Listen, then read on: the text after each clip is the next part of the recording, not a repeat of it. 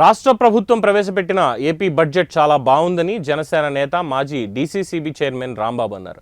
AP అసెంబ్లీలో ఆర్థిక మంత్రి పయ్యావుల కేశవ్ ప్రవేశపెట్టిన బడ్జెట్పై ఏలూరు జిల్లా జంగారెడ్డిగూడెంలో కూటమి నేతలు సమావేశం నిర్వహించారు. ముఖ్యంగా జలవనరుల శాఖకు 18,000 కోట్లను కేటాయించి అందులో అప్లాండ్ ఏరియాకు సంబంధించి ఎంతో ప్రాముఖ్యమైన చింతలపూడి లిఫ్ట్ కోసం 400 కోట్లను కేటాయించడం శుభపరిణామమని ఆయన తెలిపారు.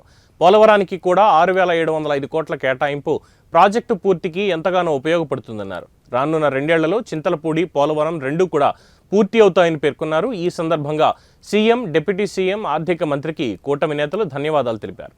రైతుల కోసం ఏదైతే 20,000 ఇస్తున్నామో సంవత్సరానికి, దానికి సంబంధించి కూడా 6,000 కోట్ల రూపాయలు ఈ బడ్జెట్లో కేటాయించారు.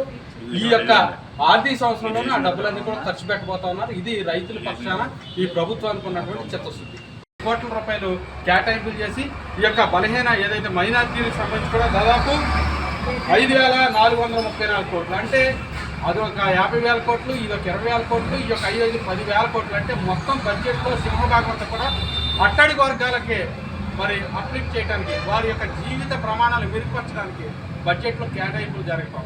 దాంతోపాటుగా ఇరిగేషన్కి 18,000 కోట్లు కానీ, రోడ్లకు సంబంధించి 8,000 కోట్లు కేటాయింపులు కానీ, వాటితో పాటుగా అత్యవసరమైంది వైద్యం నారాయణ హరి ఏదైతే మనం చెప్తా ఉన్నాం, వైద్యానికి సంబంధించి కూడా మరి అత్యధికంగా 20,000 కోట్ల రూపాయల కేటాయింపులు.